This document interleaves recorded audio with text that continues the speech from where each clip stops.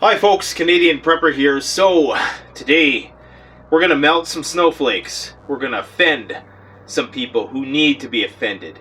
We're going to take some people to school and their butts are going to be hurting by the end of this video. So let's get to it.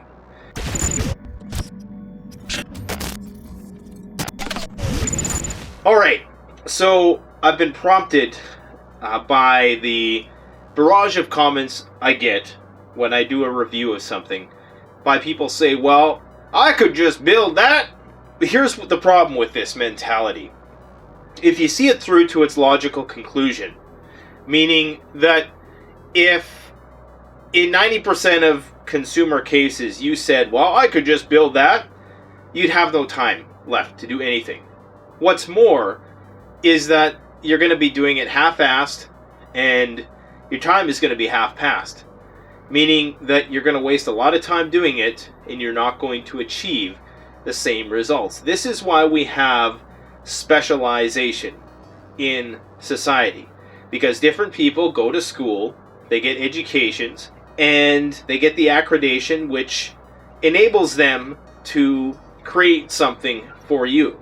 Or in the case of a product manufacturer, they go out, they do the research and development, they find something that's going to work, they put years and years of research into something, and then they come to you and they sell it to you. Here's the problem, and I'm also going to lump into this critique the people who always want something cheaper. Because when you say, irrespective of the business owners, employees that they have to pay fair wages, and if you want something cheap, basically you're saying that you don't want fair wages to be paid, or you don't care whether or not fair wages are paid. It's not much different from wanting a government handout for doing nothing when you say that I want something to be given to me as cheap as humanly possible. Basically disregarding the innovation incentive and the profit motive incentive to create these things in the first place. So in order to create a business and to create something, I should add that the product in question here is the Kodiak power generator. People give comments all the time, well, I could just make that. And now if you have an engineering background, if that's your specialty, if you're handy with things like that and you've spent a good part of your life building those kind of things, then absolutely you could probably build something in a reasonable amount of time which may rival the Kodiak power generator. But keep in mind that unit is very competitively priced compared to all the other options that are on the market. And furthermore, there's a lot of unique aspects to that device which put it on the cutting edge of what's available for market consumption. So in order to have a business, you basically need all the appropriate types of license. There's all the whole government red tape stuff that you have to go through. You need employees, and you have to vet those employees. You have to train those employees. You need the research and development aspect. You probably need the brick and mortar storefront at some point. You're going to need you're talking about distribution to other facilities, transportation of the raw materials, converting those raw materials into some kind of product through a manufacturing process. You're talking about the rent that you have to pay, all of the life experience that you had that went into that, all of the associated fees associated with this, that, and everything. And that is what you're paying for. Okay? So, in a lot of cases, when you're talking about distribution, if you want a product to be accessible to everybody, you're going to need a middleman to distribute it. Because if you are a manufacturer of a product, you can't just rely on yourself to distribute that product to the world. You're going to need dealers, and as such, you need to be able to produce an item at a certain cost in which you're going to have some profit margins and they're going to have some profit margins. So if I make something that costs me $50 to make, I sell it to the dealer for $100 and then they sell it for $150. That's pretty standard. I think the standard retail profit margin is around 40%. People are like, wow, that's great, 40%. That said, you have to keep in mind all of those other things I mentioned. So without this model, you're not going to have the technological evolution and the degree of specialization we've had, because this free market model has allowed us to create that innovation incentive, which then leads to greater and greater discoveries. So somebody can kick back on the internet and ignorantly type in, well, I could just build that. I could just build one of the most cutting-edge, state-of-the-art power generation systems on the market. Sure, you could, if you have the engineering background, if you have the time. The fact is, most people who attempt that, it's going to be half-assed and their time is going to be half-passed. You can argue that, okay, well, even though you're doing it half-assed, you're getting experience and you're learning a new skill. Granted, that's probably true. But what are you really going to do with that skill? Are you going to use it? Is it going to become a marketable skill? It's probably going to add to your jack-of-all-trades repertoire. But again, a jack-of-all-trades is a jack-of-all-trades. They're a master of nothing. So this is the problem with prepping, is that you have to kind of be a jack-of-all-trades. You can't really be a master of anything. That's where prepping communities come in, where you have these rudimentary forms of specialization. You have the butcher, the baker, the candlestick maker. But you don't get the more advanced forms of specialization that we have in our society. So in the case of agriculture, we have one guy researching one strain of wheat, trying to perfect that one strain of wheat so it can grow in any particular region. But in a post-collapse prepping community, you're going to have the high point of your specialization is going to be the farmer. He's not going to have time to specialize in all these little areas. If you want products cheap, you're basically saying, and going back to the initial point of this, you're basically saying that you don't care about employee wages and you want something for free. And that's no different than wanting a government handout. I have to emphasize that point. If you want something made cheap, and most of these guys who want stuff made cheap, they also complain about jobs being outsourced overseas. They complain about automation. They complain about the evil communist socialists. Yet when it comes time to actually support the profit motive, support the capitalist system, they tuck tail and say, well, I could just build that. So when you want something cheap, irrespective of the person who built that thing, you're basically saying that you want something for free, and you want all of their years and years of experience that they've devoted to that thing just to be given to you at cost. And it's a very selfish perspective to take. So I know I'm conflating two different things. We're talking about DIY, which is good. Don't get me wrong. There's nothing wrong with DIY in building your skill sets. But for all you people on a budget too, you need to consider you could spend your money. We live in an age where you can go out, you can get a job. Let's say your job pays you $100 a day. Okay, you could spend your time building a monowalker. If you don't have the tools, whatever, it might take you, I don't know, 2-3 weeks to really dial it in. Not only that, it's going to take you probably thousands of dollars worth of tools. People that just say, oh, it's just a half bike with a one wheel and a chassis and some handles on it and a harness. Okay, so what does it take to build that? You got to source all these materials from around the world. You need to obviously do the welding, and you got to put it all together. And then of course there's all those other associated business costs I talked about. And people complain, well, that's $1,000. I can't possibly pay for that. People say, oh, that's a ripoff. So there's this insinuation that the person on the other end of that is trying to get rich by making something like that. So here's the thing. Say you actually go about building something and it takes you a long time to build it. Maybe it takes you 50 hours, or maybe even, let's say, to be really realistic, it's going to take you about 75 hours if you have welding experience, engineering experience, to replicate almost to a T the monowalker design. 75 hours. The monowalker costs about $1,000, so it's $10 an hour. Now, of course, you're never going to entirely exactly be able to replicate that design, which has been fine-tuned after making hundreds and hundreds of those things. So over time, your monowalker is likely going to degrade a lot faster than the monowalker that you would have purchased for the same cost. And you, of course, will end up losing more time by making repairs, or perhaps having to scrap the whole thing altogether and just move on to something else.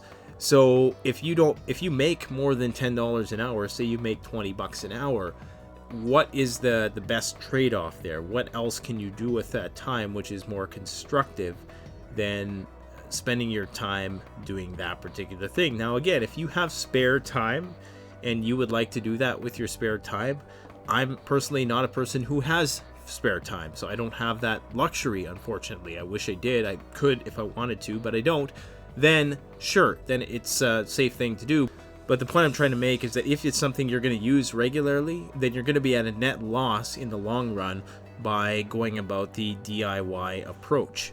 Because specialists will likely do a better job at that than you ever could. There's going to be those rare exceptions to people who actually go about create something better. But that's going to be a very, very rare and exceptional case. I can tell you right now, there are a few sharks in the survival gear industry, and most people don't have a good eye for it. There's some real, just blatantly obvious to me and any other gear reviewer when they're pushing the cheap plastic crap, the real crap, and they mix it in with there's this Instagram page. It really ticks me off, because they'll post all these pictures of people doing these outdoor wilderness things, fabulous pictures, right? And then they'll intersperse this really cheap, crappy gear, which probably has huge markup values, which is all made by sweatshop labor. And this is what I mean. People have been conditioned to believe, this is the spoiled brat entitled mentality within society. People have been conditioned to believe that we should have everything at a really cheap cost and we should have it right now. And that's the problem with that, is that people get exploited, nobody gets treated fairly, jobs get outsourced, jobs become automated, and you eventually lose, because that comes full circle on you at some point. If you are in the market in any way, meaning if you're employed at a job, some point that's going to come back around. What goes around is all around, and it comes around back again.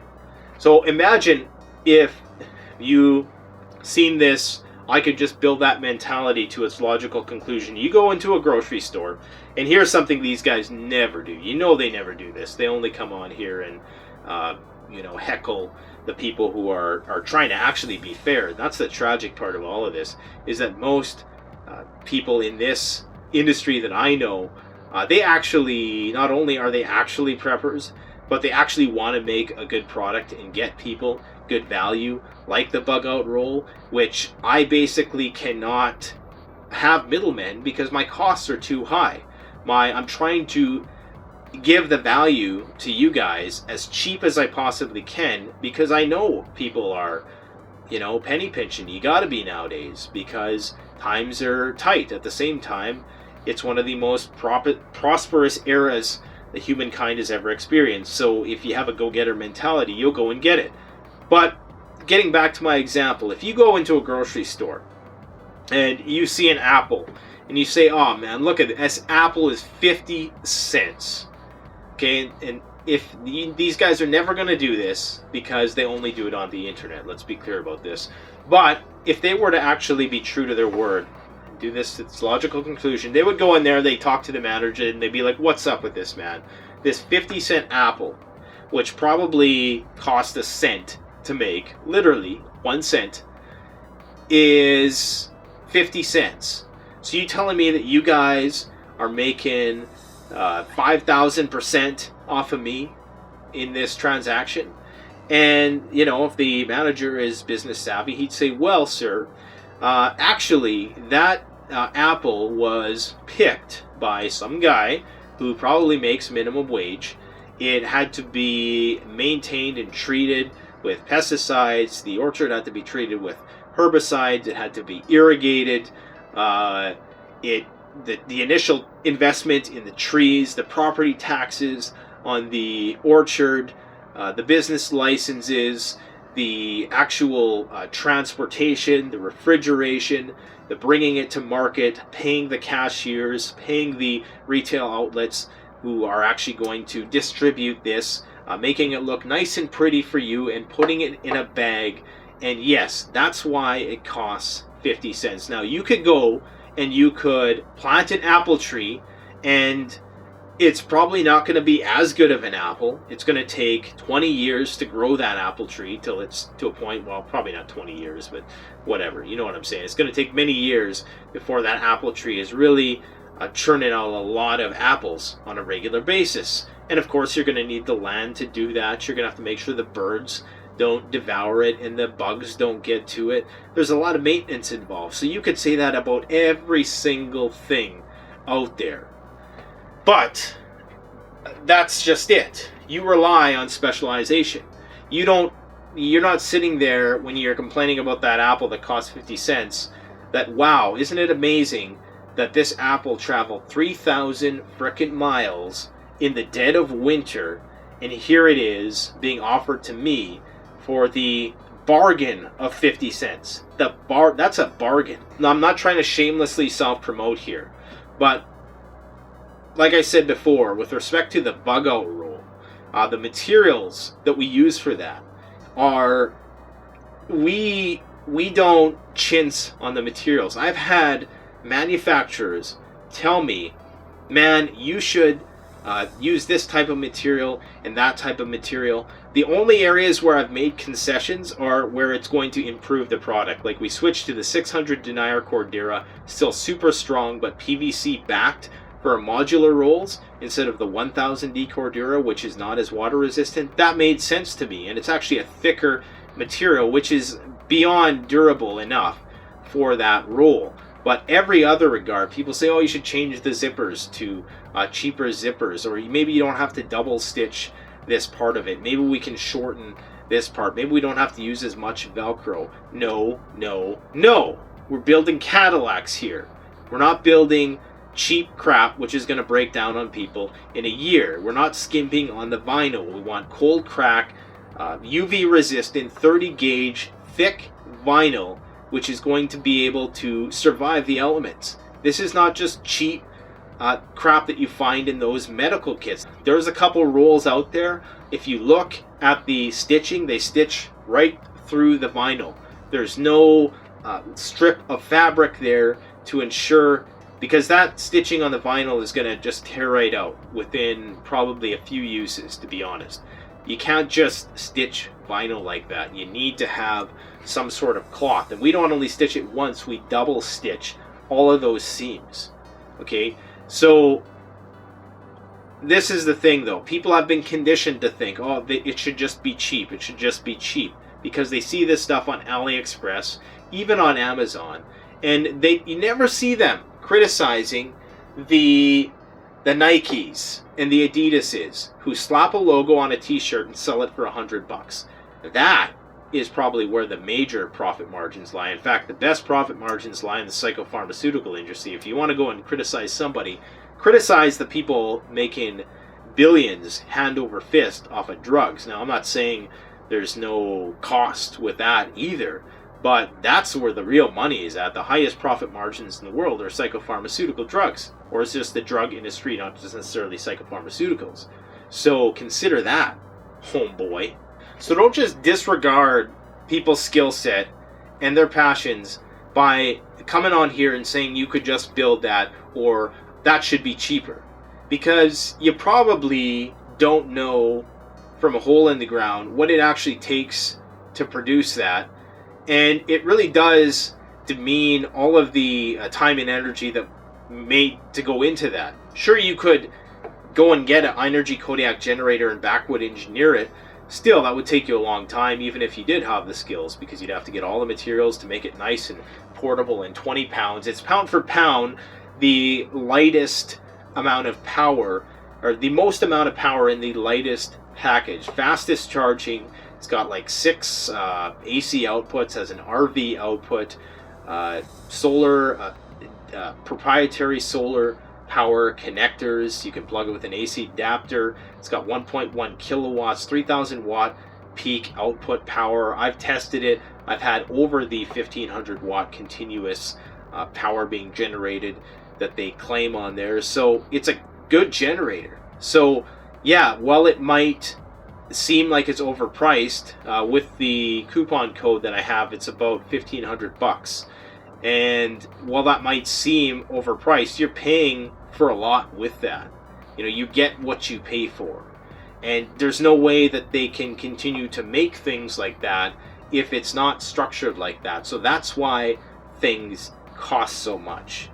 I know when you're a consumer, as consumers, we're kind of tyrannical. Because I've been a consumer most of my life. I'm still a consumer. You know, I complain about the prices of certain things, but now that I'm trying to run a business, I can really appreciate a lot more the challenges that go into something like that. People assume that everybody's just trying to make money off of them, and there's no doubt people who are, but it's not the little guys. It's not the mom and pop shops who you got to be worrying about, who are making money hand over fist and totally disregard the well-being of the end user, especially if you're talking American made. Now, if you're one of these people who's all on the libtard thing, right, that you criticize the libtards, you come on here and you complain about the cost of things and you want something for free, essentially. Like I said before, no different than a government handout.